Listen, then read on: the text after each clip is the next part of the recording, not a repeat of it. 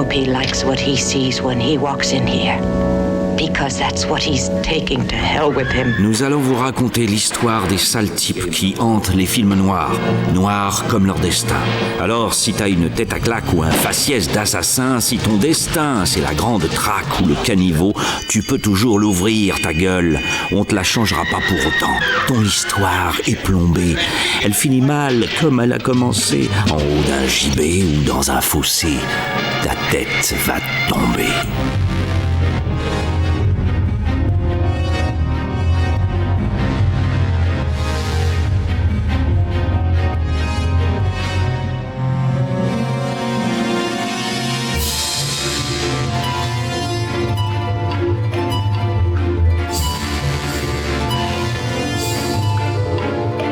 I can hear you whispering, children, so I know you're down there.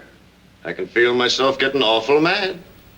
Âme sensible, s'abstenir. On vous parle des tueurs, des maniaques, des sadiques, de ceux qui font vraiment peur, de ceux qu'on n'a pas envie de croiser dans une ruelle obscure.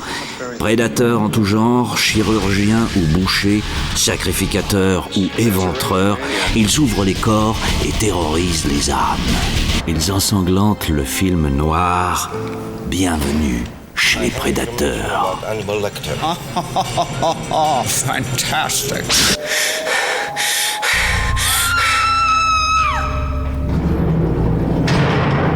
M le Maudit, réalisé en 1931 avec Peter Lorre, est le premier film parlant de Fritz Lang. Il décrit la traque qui unit la police de Berlin à la pègre de la ville dans la poursuite d'un tueur en série qui assassine les petites filles. Entre ombre et lumière, Fritz Lang joue avec les apparences. Les figurants du film sont de véritables gangsters. Dans la chasse aux monstres, on ne sait plus distinguer les bons des méchants. Des prédateurs, il y en a toujours eu, même dans les sociétés très calmes et très justes. Mais plus la société se dégrade, plus il y en a. Voilà, ça c'est sûr. Puisque c'est le produit de la société. Immer muss ich durch Straßen gehen und immer spüre ich, da ist einer hinter mir her. Das bin ich selber und verfolgt mich. Lautlos. Aber ich höre es doch. Ja, manchmal ist mir, als ob ich selber hinter mir herliefe. Ich will von mir selber davonlaufen, aber ich kann mir nicht entkommen. Muss den Weg gehen, den es mich jagt. Muss rennen, endlose Straßen. Ich will weg. Und mit mir rennen die Gespenster von Müttern, von Kindern. Die gehen nie mehr weg. Die sind immer da. Immer. Un bon film noir, c'est quoi ? C'est M le Maudit, et là, donc on parle de chef-d'œuvre, et ce n'est pas qu'un film noir, c'est un film politique sur l'Allemagne de l'entre-deux-guerres. Le film parle de la montée du nazisme, vous voyez, c'est encore une autre affaire. C'est-à-dire que c'est peut-être un subterfuge de la part de Fritz Lang. C'est un film historique, vous voyez, je veux dire, ça transcende juste l'histoire du scénario, et ça vous emmène beaucoup plus loin. En 1955, Charles Laughton réalise La Nuit du Chasseur, qu'il filme comme un conte biblique. Robert Mitchum y joue le rôle d'un pasteur psychopathe. Mais l'homme censé porter la bonne parole est le pire des monstres. Sorti dans l'indifférence, l'unique film réalisé par Laughton, comédien de profession, est devenu une référence. Après la guerre, la crise économique. Les bonimenteurs sont de retour. Ces salauds de la pire espèce prêchent la bonne parole. Ils évangélisent à tour de bras et promettent de chasser le mal. À peine vous leur avez confié votre âme, déjà leur cordelette vous étrangle, le couteau s'enfonce, un oreiller étouffe les cris. C'est la fin. Vous êtes dans un film noir. You see the flesh of Eve that man since Adam has profaned. That body was meant for begetting children. It was not meant for the lust of men. Toutes les périodes de grands troubles dans l'histoire, il y a eu des prédicateurs qui sont venus comme des bonimenteurs de foire, et des tas de gens étaient là pour les écouter, hein, parce que les gens vont mal, ont peur. Et se mettent à croire à ce qu'on leur dit, au miracle, vous voyez. Where's the money hid? But that's why I promised John I wouldn't tell. John doesn't matter!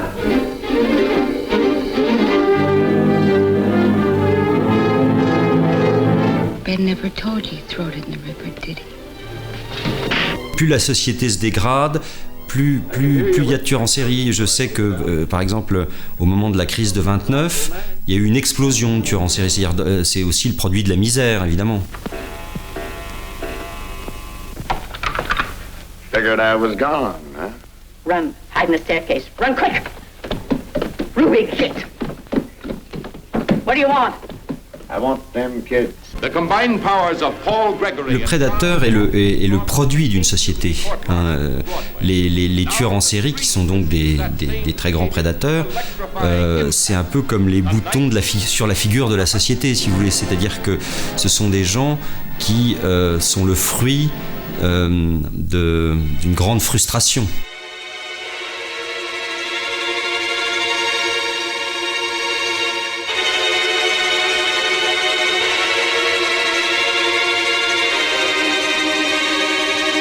Comme ce sont des gens qui sont à la périphérie de la société et qui sont le point le plus noir, évidemment, eux, quand la société va mal, ils vont encore plus mal.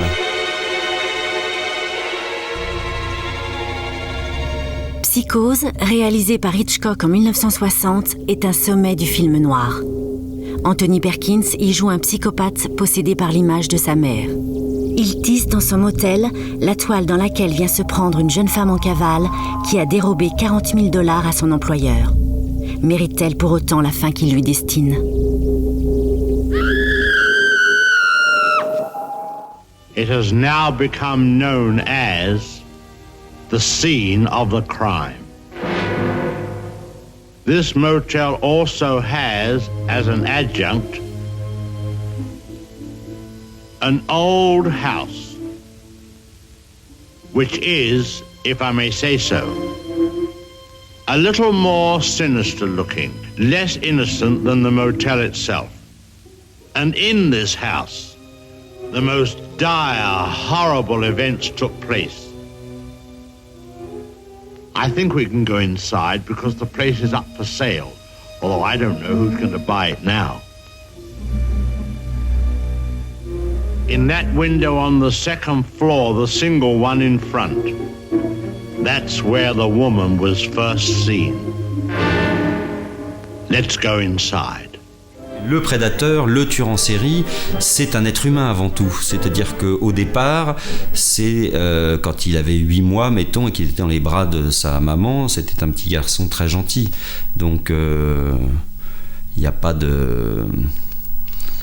Si vous voulez, c'est pour ça que c'est fascinant et que ça fascine les gens depuis si longtemps, c'est que c'est une part de nous-mêmes, c'est la part noire, la part diabolique de l'humanité, mais ça reste de l'humanité quand même. C'est que c'est le produit d'une grande misère, et aussi d'une grande misère affective. C'est des gens qui ont eu des traumatismes dans leur enfance, des choses comme ça. Il y a un certain nombre de circonstances qui produisent ça.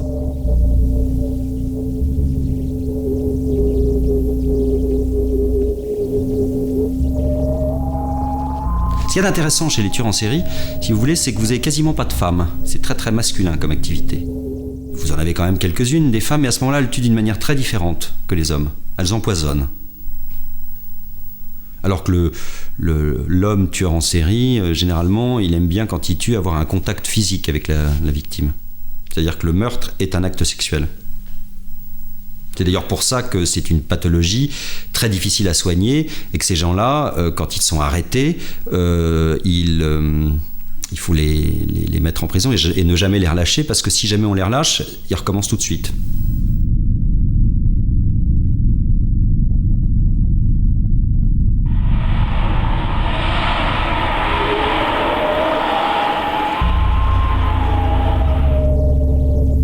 En 1961, Allen Baron réalise Baby Boy Frankie. Il joue lui-même le rôle principal, un tueur à gages retiré des affaires qui décide d'accepter un dernier contrat. Mais le tueur est fatigué des truands, des combines, de la solitude, de l'indifférence et de sa propre froideur. Dur métier que celui d'assassin professionnel. You're going to be party to an attempt to kill a man. This is the asphalt jungle. This is New York City. With its very special beat. Mon fils, qu'est-ce que tu voudras faire quand tu seras grand? Comme toi, papa, serial killer. Mais non, moi, c'est différent. Je suis un tueur à gages. Je ne tue pas les gens pour le plaisir. C'est mon métier. C'est fou ce que les enfants posent comme question. And your hands will sweat with his fear. Hey, you're gonna have to pay luxury prices, boy. I'll pay you nothing. La figure du tueur à gages. Il tue pas par plaisir. Ça, c'est des gens complètement différents. C'est des gens très méticuleux qui font un boulot comme un autre, sauf qu'ils tuent. Voilà. Mais là, il n'y a aucun plaisir. C'est encore autre chose. C'est pas des malades, ça. C'est des gens amoraux, tout ce qu'on veut, mais ils n'ont pas de pathologie. You will discover that you and Frankie Bono are playing the most dangerous game in the world. Ils font ça parce que ce sont des voyous et qu'à un moment donné, c'est ce qu'ils savent le mieux faire. Il est beaucoup moins injuste d'une certaine manière que le tueur en série. Le tueur en série, il frappe n'importe qui, n'importe où, pour aucune raison, autre que quelqu'un a attiré son attention. Le tueur à gages, il va tuer quelqu'un qui a fait quelque chose. Vraisemblablement qui n'a pas payé, qui n'a pas respecté sa parole. Je ne dis pas que c'est bien, évidemment, hein, mais je dirais que c'est plus compréhensible. Si vous voulez, la foudre tombe avec le tueur en série parce que c'est l'injustice absolue, puisque ça tombe sur n'importe qui. Un petit enfant qui joue dans un square, par exemple, et qui n'a rien fait à personne. Un tueur à gages ne tuera jamais un enfant dans un square, jamais. Voyez. 1976, Martin Scorsese réalise Taxi Driver. Robert De Niro y joue Travis Bickle, ancien du Vietnam, devenu taxi de nuit dans New York. Fragilisé, rendu fou par la violence, il devient meurtrier par esprit de justice et cherche la rédemption dans un bain de sang.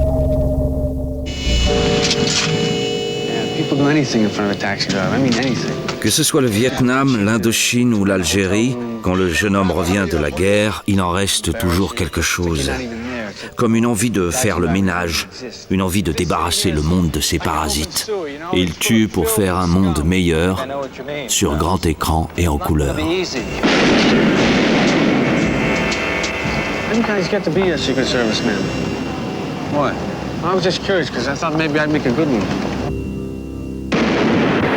Taxi Driver, c'est une autre figure de prédateur. C'est un gars qui rentre de la guerre extrêmement perturbé par ce qu'il a fait. C'est une autre forme de prédateur. Hi, I'd like to volunteer. Why? Why? Because I think that you are the most beautiful woman I've ever seen. The taxi driver is looking for a target. Getting ready. Getting organized. Preparing himself for the only moment in his life that will ever mean anything. Le personnage que joue De Niro dans Taxi Driver, c'est la queue de typhon qu'il peut y avoir quand on va faire la guerre, quand on va tuer d'autres gens. Et comment est-ce qu'on revient ? Est-ce qu'on revient comme avant, ou est-ce que ce qu'on a fait vous a détraqué ? C'est ça dont parle Taxi Driver, magnifiquement d'ailleurs. Mais c'est en aucun cas le personnage n'est un tueur en série. Then who the hell else are you talking? Talking to me? Well, I'm the only one here. I don't believe I've ever met anyone quite like you. Et c'est autre chose. C'est un type qui a été meurtri par son expérience guerrière et qui tourne pas rond. 1986. Avec Henry, portrait d'un serial killer, John McNaughton retrace le parcours d'un garçon ordinaire qui tue quotidiennement. Basé sur une histoire vraie, le film est une étude quasi clinique d'une violence extrême dans laquelle la psychologie n'a aucune place. Did you really kill your mama? I guess I did. She must have treated you real bad. She's a whore. Henry, Portrait of Serial Killer de John McNaughton, qui est un film exceptionnel, terrifiant sur le truc. et qui raconte une histoire vraie qui s'est passée aux États-Unis, là encore dans les années 70, fin 70, où 2 tueurs en série qui traînaient, hein, des espèces de SDF qui étaient sur la route, se sont rencontrés, ont sympathisé et ont vécu ensemble et ont tué ensemble pendant une dizaine d'années, avant d'être arrêtés.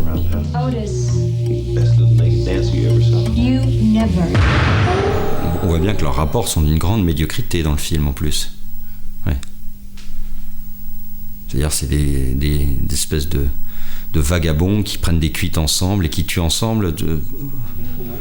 C'est effarant. Open your eyes, Otis. Look at the world. It's either you or them. You know what I mean. Don't do that, Otis. She's your sister. Et quand ils ont été arrêtés tous les deux, le FBI pense qu'ils ont tué à eux deux entre 120 et 150 personnes. Hein, ça fait quand même beaucoup. La plupart du temps, les tueurs en série sont des êtres solitaires et dissimulés. Ils ne cherchent pas à partager leur affaire avec quiconque, sauf avec leur victime pendant qu'ils la tuent. Jonathan Demme réalise Le Silence des agneaux en 1991 et rafle 5 Oscars. Anthony Hopkins interprète avec une inquiétante vérité le docteur Hannibal Lecter, un tueur en série sadique et raffiné.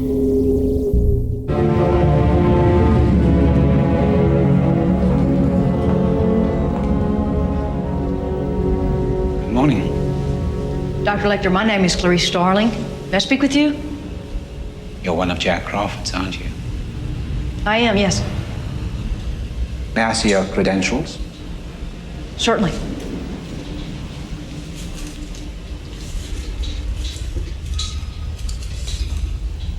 Closer, please. Closer.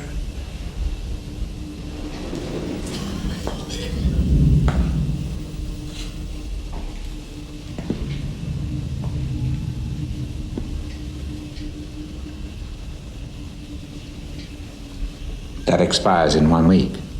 You're not real FBI, are you? I'm still in training at the academy. Jack Crawford sent a trainee to me. La figure du prédateur au cinéma,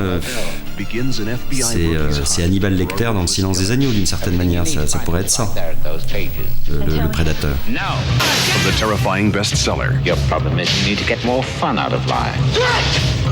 C'est l'incarnation du mal, c'est quelque chose qui se rapproche, enfin pour moi, c'est quelque chose qui se rapproche, qui pourrait se rapprocher du diable d'une certaine manière, et c'est pour ça que les tueurs en série, et les tueurs en série au cinéma sont intéressants, parce que c'est une interprétation, c'est une variation autour du mal absolu, quoi. 1994, Oliver Stone réalise Tueur né. Inspiré d'un fait divers, le film retrace le parcours sanglant d'un couple qui massacre 52 personnes en 3 semaines. Avec un montage délirant, mêlant pellicule et vidéo, scènes de violence et dessins animés, noirs et blancs, ce film est une charge contre les médias qui transforment 2 monstres en stars de l'actualité. Voici venir le temps de la consécration pour les prédateurs. Ils sont de véritables héros que l'Amérique admire. La caméra s'avance. Silence, on tue. Plus le diable sort de son trou, plus les gens essayent d'être les uns contre les autres, d'une certaine manière, quoi. C'est un réflexe assez normal. Frédéric Schanderfer réalise en 2000 Scène de crime avec André Dussolier et Charles Berling dans les rôles de policiers à la poursuite d'un serial killer. Ce film noir très documenté retrace au plus près le système d'investigation du SRPJ de Versailles. Quand on fait un film, de toute façon, il faut faire toujours attention à la qualité du méchant. Il faut que plus le méchant est méchant, meilleur le film est, plus le film est intéressant. C'est un classique, hein, c'est comme ça depuis 100 ans. Donc quand on s'est mis à travailler là-dessus, on a réfléchi à quelque chose d'extrêmement... à une figure, du mal très intelligente, sadique. Enfin, on a essayé de le charger de tous les pires maux de manière à ce qu'il soit vraiment épouvantable. Quand je faisais scène de crime, l'idée, c'était que plus le méchant serait méchant, plus il serait proche du diable, plus l'histoire que j'allais raconter, puisque moi je racontais pas l'histoire du diable, mais je racontais l'histoire de gens qui sont sous le soleil de Satan, c'est-à-dire de gens qui essayent de capturer ce gars-là, plus leur histoire va être intéressante, puisque ils seront irradiés par le mal. Voilà, donc à ce moment-là, vous avez intérêt à avoir le plus méchant possible, je dirais.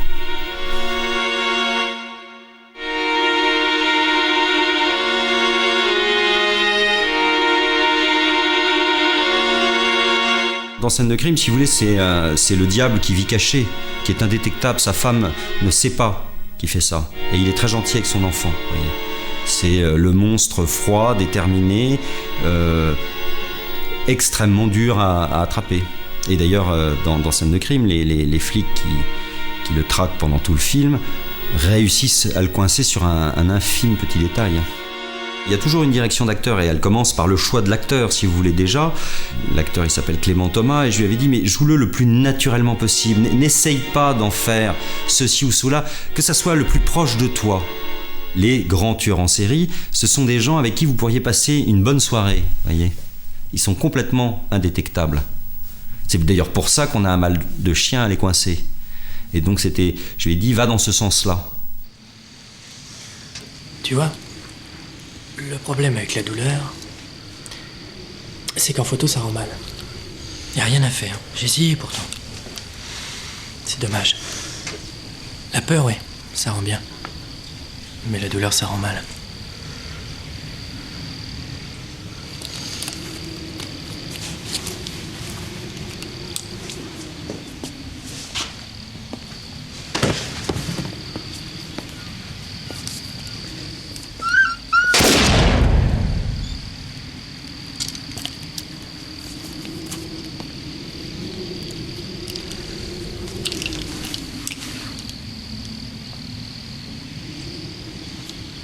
Ouais, il était trop malade. Puis il faut savoir tirer sa révérence. Ah, mon Jimmy, qu'est-ce que t'en penses, mon pépère? Hein? Ces gens-là sont malins, sont fins. Ils essayent je vous dis, d'être indétectables, qu'on ne puisse pas savoir qui ils sont. C'est comme ça qu'ils survivent. 2003. Gus Van Sant réalise Elephant, qui reçoit la Palme d'Or à Cannes. Deux adolescents vivent dans le monde virtuel de jeux vidéo ultra-violents. Abreuvés de fantasmes de puissance et de meurtre, ils décident de passer à l'acte. Un massacre dans leur propre université.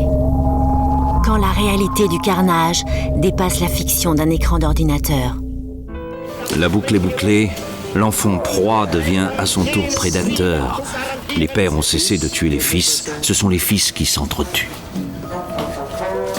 Elephant, d'abord, c'est un film qui parle d'un fait divers, c'est-à-dire d'une histoire vraie, hein, et qui essaye de comprendre ce qui a pu se passer, quoi, voilà. Mais Elephant, c'est le produit d'une société qui part en travers, si vous voulez, et qui fait que les enfants, n'ayant plus aucun repère, décident de tuer leurs petits camarades à l'école, quoi.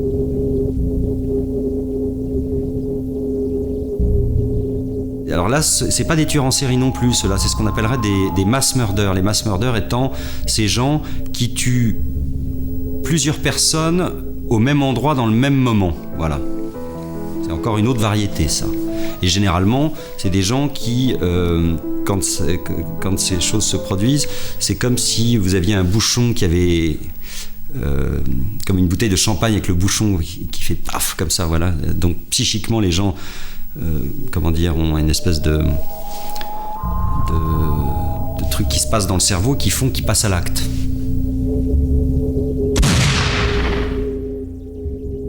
Le film noir, pour moi, c'est du cinéma de genre. Et le cinéma de genre, si vous voulez, ça m'intéresse parce que vous pouvez... vous avez le support du genre pour le spectateur. C'est-à-dire que quand vous faites un policier, le spectateur, il vient voir un policier. Et si vous avez fait votre travail correctement, il y a le film policier. Mais vous pouvez, sous le film policier, mettre un autre film qui est un film beaucoup plus personnel, et donc dire des choses très personnelles.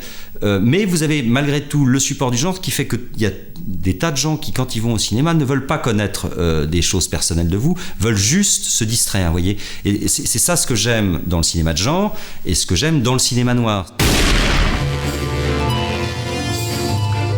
Prédateurs, vous êtes les ogres du film noir. Vous éventrez les petites filles, vous défigurez vos victimes, vous haïssez la terre entière, vous nous empêchez de dormir, mais le film noir a besoin de vous.